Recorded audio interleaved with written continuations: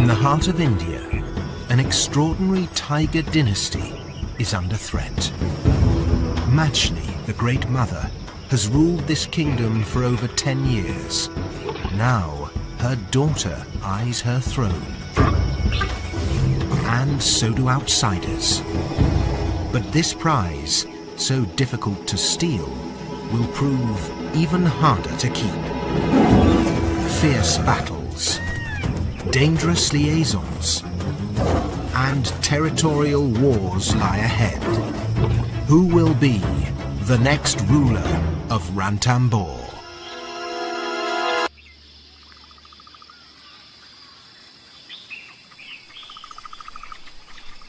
Early morning in Ranthambore National Park, northern India, and a young Bengal tigress is on the prowl. Satra, aged almost 2½, has begun to hone her killer instincts. 6 months ago, she started hunting on her own. The crucial first step to self-sufficiency. Satra spots a potential victim.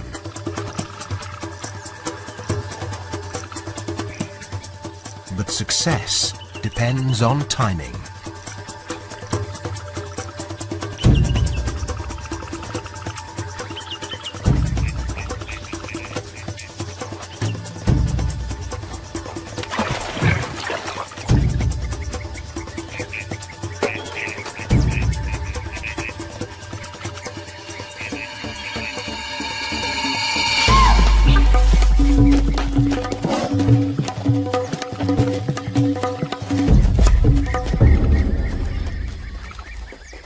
She lacks experience. It will come. Until then, the deer gets to live another day. But it's not just dinner Satra's after.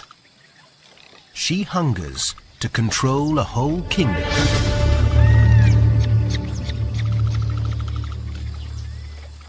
She already stands out from her two sisters. More detached, more independent, more dangerous.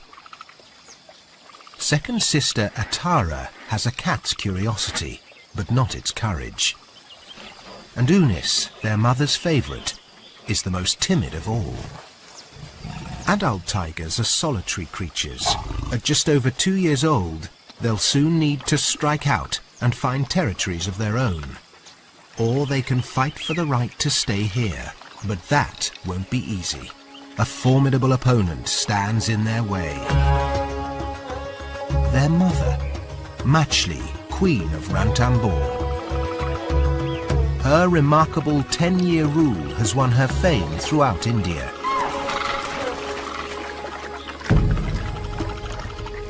Aged 3, she claimed the throne in daring but classic style,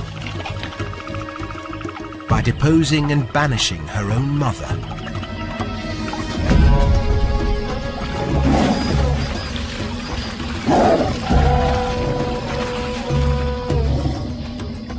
And she's fought ever since, defending the Ranthambore fort territory with all her might, laying her life on the line.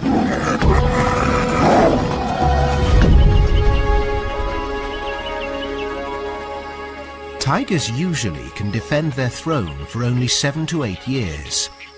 Machli's extraordinary 10-year reign attests to her courage and tenacity. And the battle's worth fighting because the stakes here are so high. Ranthambore is one of the best tiger territories in India. Centred round the 1,000-year-old fort, the landscape provides ample food and water almost all year round. The Rajbagh Lake below attracts the prey the big cats need. Sambar, spotted deer and wild boar. The national park, over 400 square kilometres of wilderness, is one of the last great tiger sanctuaries of northern India. It's a haven for other wildlife too.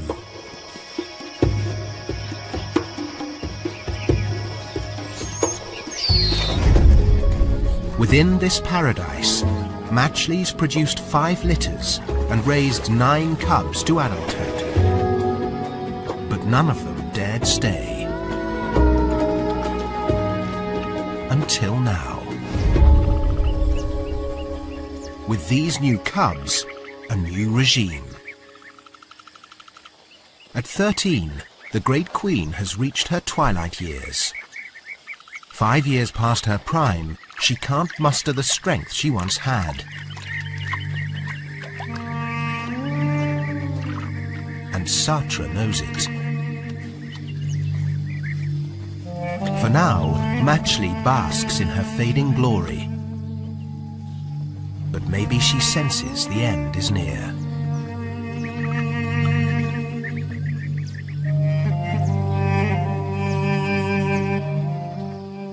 Young Sartre, the dominant daughter, already samples the perks of this tiger paradise.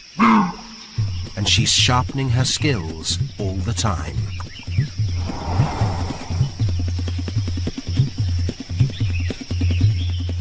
Matchley has taught her the hunting fundamentals. The rest is up to Sartre.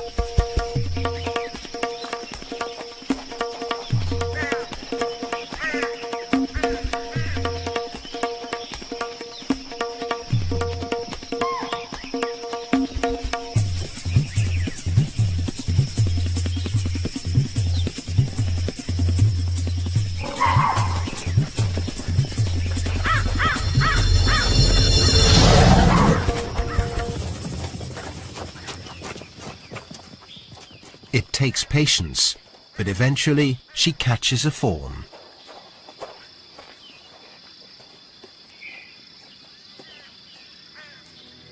Each success increases her independence and feeds her ambition.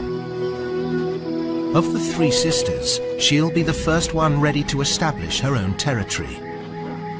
And Sartre plans to stay right here, in the only home she's ever known, even if it means war. As the months pass, Sartre grows confident enough to make the first move in her bid for power. But not against her mother. Not yet.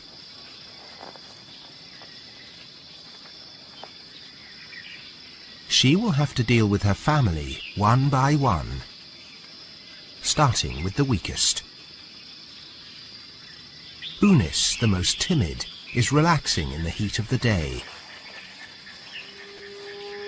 Sartre has her in her sights. She's an easy target.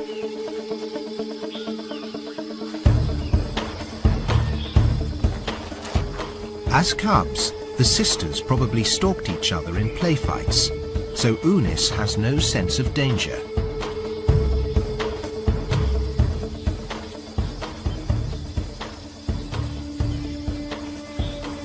Lulled into a false sense of security, Unis plays along.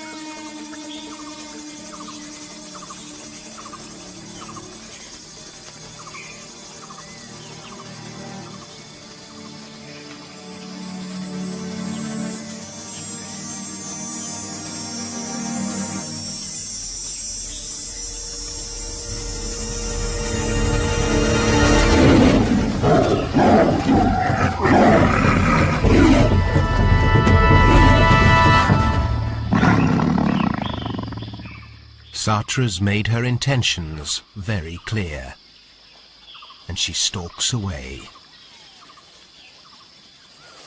The days of innocent sibling rivalry are over. Sartre will continue to bully her like this. Unis is now at the mercy of her determined sister. The balance of power within the family has started to shift. With her first victory, Satra's one step closer to claiming the crown.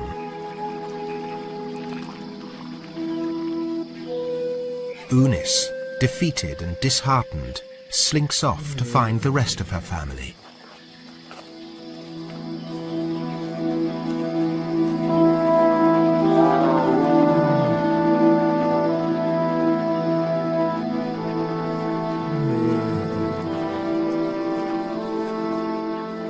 She seeks comfort from her other sister, Atara.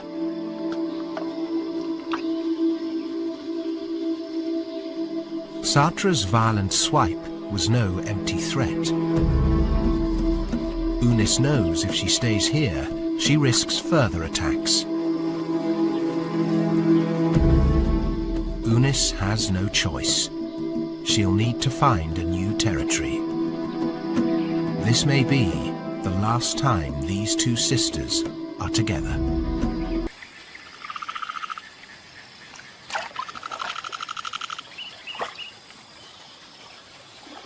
Queen Matchley relaxes, unconcerned or unaware of Satra's plot against her. She's no stranger to conflict and has always crushed her adversaries. She hasn't eaten for days.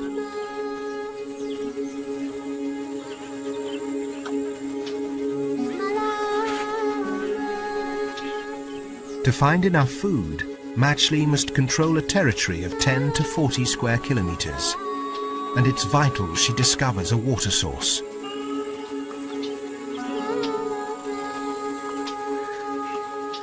It doesn't help that she's not the only big cat here.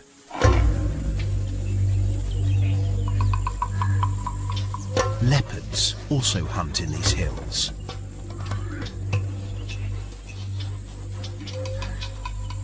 Both big cats depend on wild boar and sambar.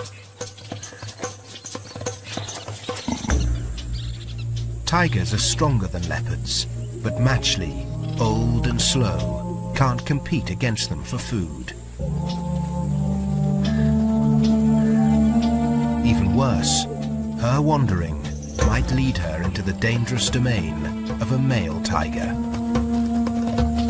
She may spend weeks finding a safe place to settle.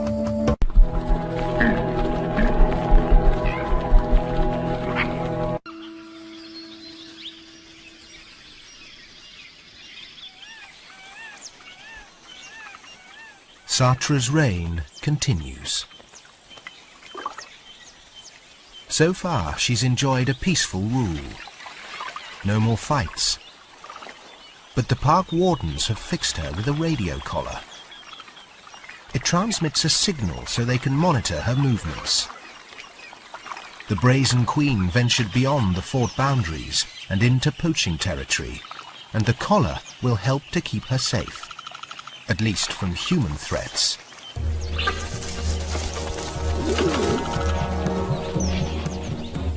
Not far away, a different kind of danger is approaching. A young male called a Tyus. He's come courting, lured by the scent of a female in heat. When females are ready to mate, their smell is stronger. A Tyus can follow scent markings and roars from up to 2 kilometers away, a path to a potential mate. And today, that's Unis.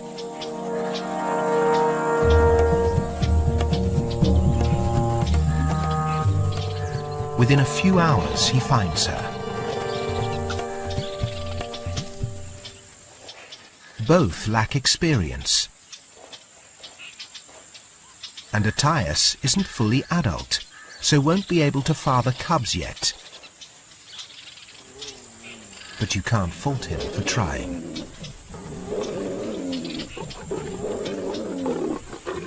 They may mate up to 50 times a day.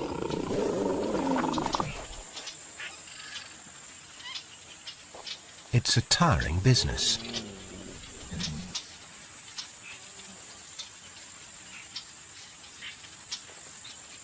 Tigers have several partners over their lifetime. Attias is likely to stay with Unis for a few days.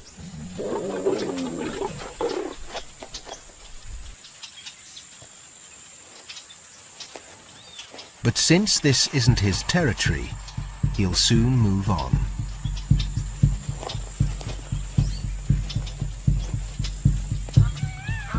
Next to the Rajbagh Lake, Queen Satra patrols her domain, perfuming her path as she goes. Like her sister, she wants to attract a mate, but inviting a suitor into her lush kingdom could bring more than she'd bargained for. And who picks up her signals? None other than Attias. Following the trail, he closes in on her domain.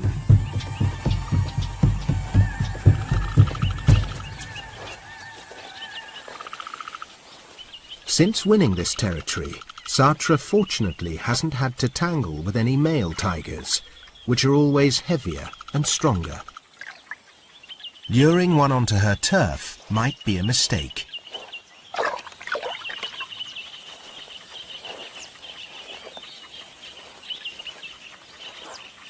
Their paths finally cross.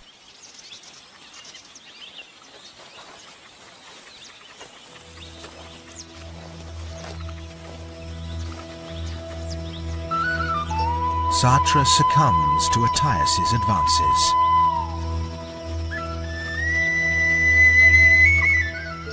In the throes of tiger passion, she flings caution to the wind. Because Attias isn't sexually mature, his attempts may be more futile than fertile. But for Satra, this could be a dangerous liaison.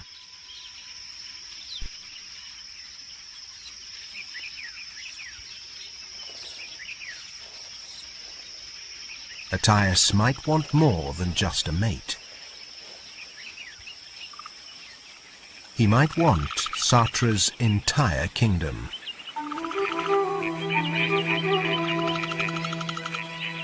Lucky Attias has stumbled into a prize territory without any resident males and with 2 young single females nearby. It's every male tiger's dream.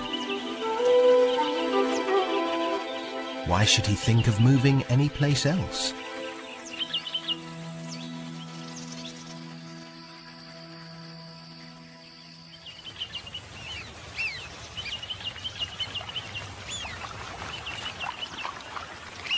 Satra keeps polishing her hunting skills.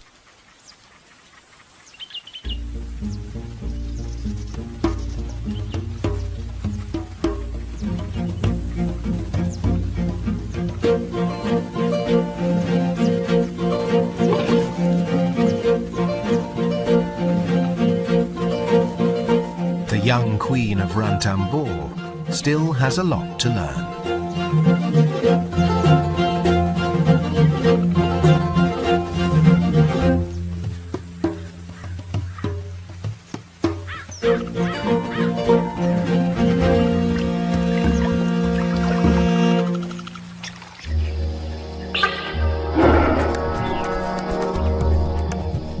Attias is still trespassing on her land. And now he's found her stash of food, he polishes it off.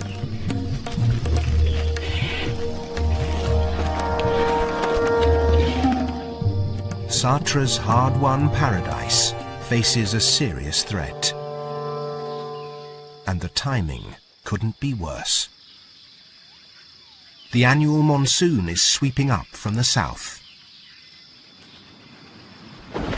With the downpour comes upheaval.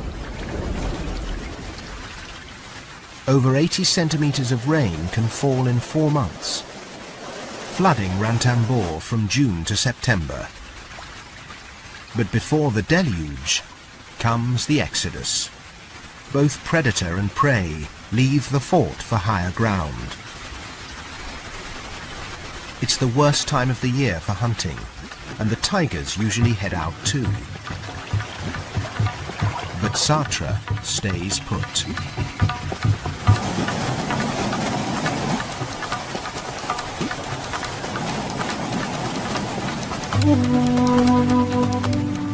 If she leaves her kingdom now, Attias could make his move, and she might never be allowed to return.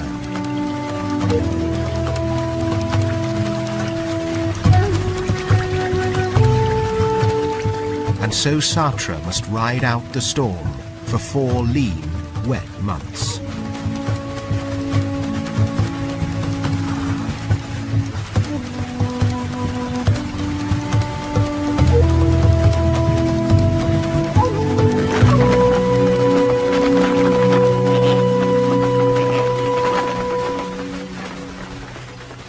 Problems rain down on others as well. Away from the lake, Matchley is also struggling. She has little food, little shelter, and hasn't found a territory of her own yet. She'll need to muster all her strength to survive the monsoon.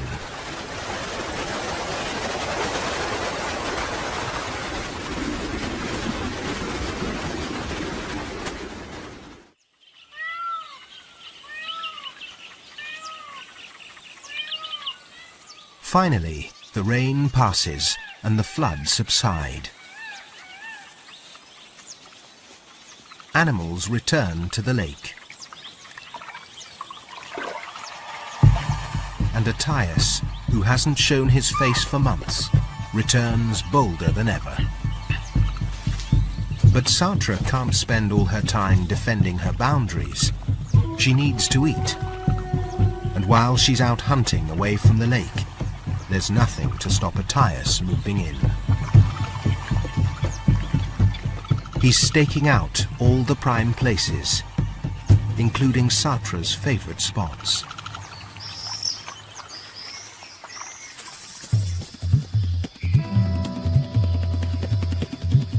Hunting takes hard work, skill and luck.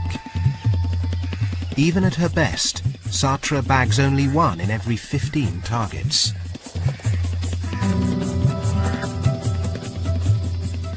The hungry tigress can't afford to make mistakes.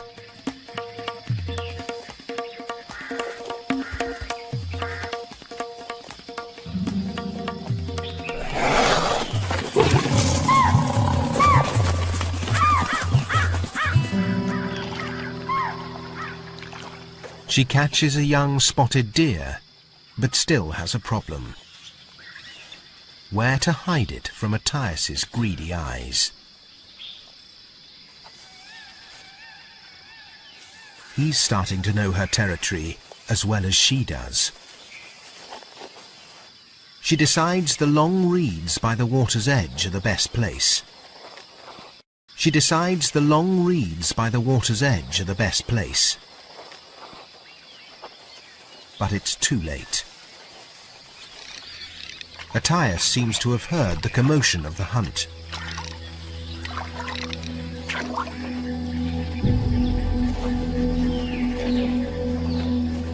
Stealthily, he closes in on Sartre. He doesn't want confrontation, just dinner.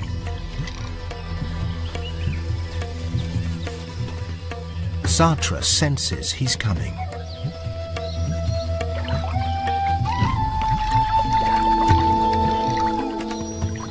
She too wants to avoid a battle.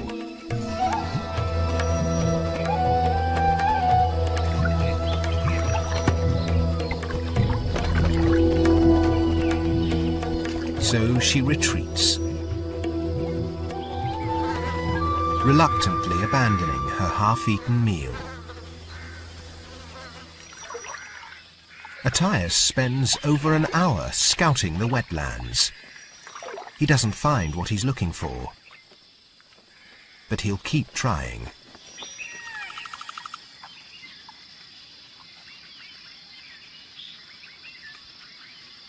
Back in the fort territory, Queen Satra finds her regal role unsettling.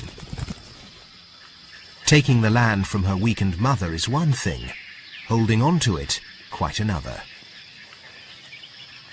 She tries to rest by a banyan grove, but can't.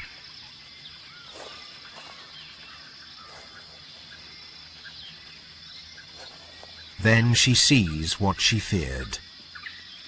Attias, the bold and persistent intruder, acting like he owns the place.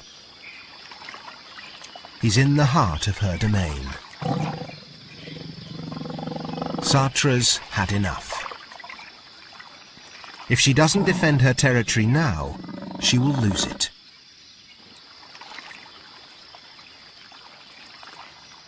Mustering the family courage, she decides to take him on.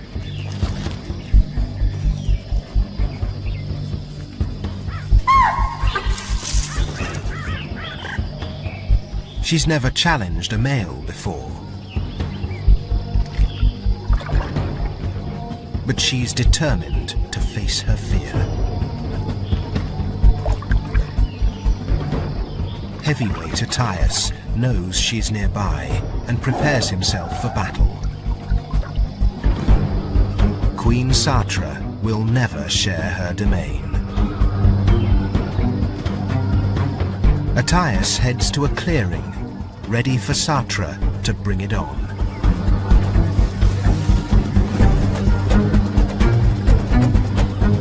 Today the Queen faces the ultimate test. A dynasty hangs in the balance. Satra is going to confront him at any cost.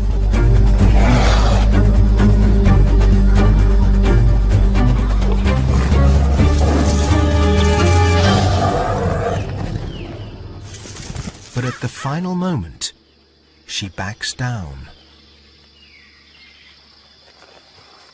Over 250 kilos of brute force is just too intimidating.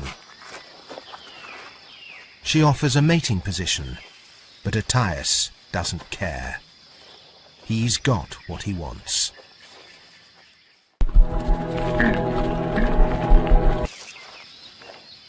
Attias takes his victory walk. Satra is left lying in the dust. Her royal dreams are over.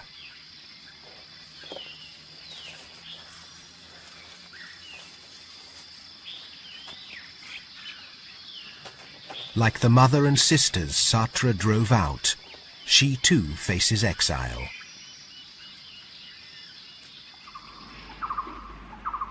Ironically, her weaker siblings have done much better than her. Timid Unis, the late bloomer, established a new domain behind the fort and grows more confident by the day.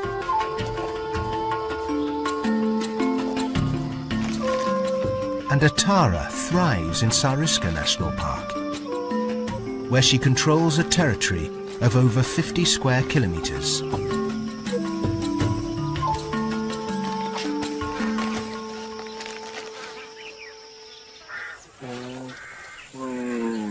But their mother, the once great Queen Matchley, has only her reputation.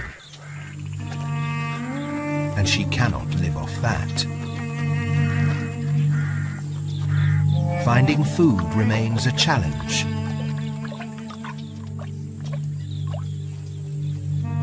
She tries to hunt deer calves, the easiest prey of all.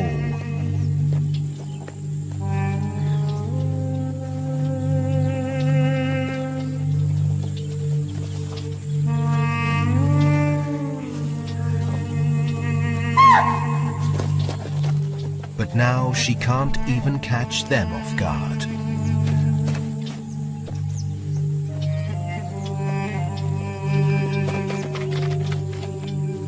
Matchley is broken, hungry, and tired. Reduced to scavenging, she discovers the remains of an old kill. But it won't sustain her for long.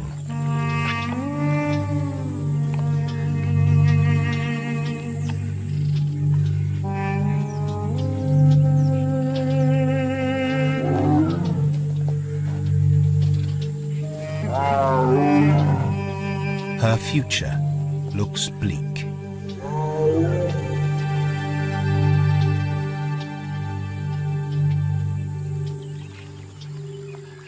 Now, for the first time in over a decade, Ranthambore has a king. Attias won the best territory in India. He'll enjoy the riches of tiger paradise, at least until another challenger comes along.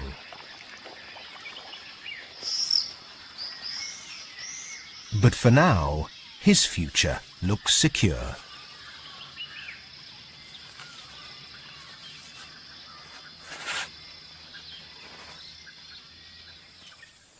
Satra is the loser. She didn't have the strength to take on a male. After only 9 months, she's been knocked from her throne.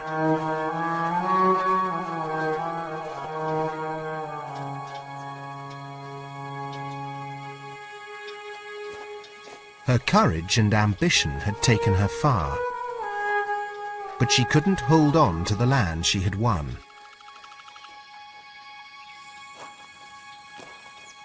Now the deposed queen must make a fresh start in a strange land, finding some small portion of this big wilderness to claim as her own.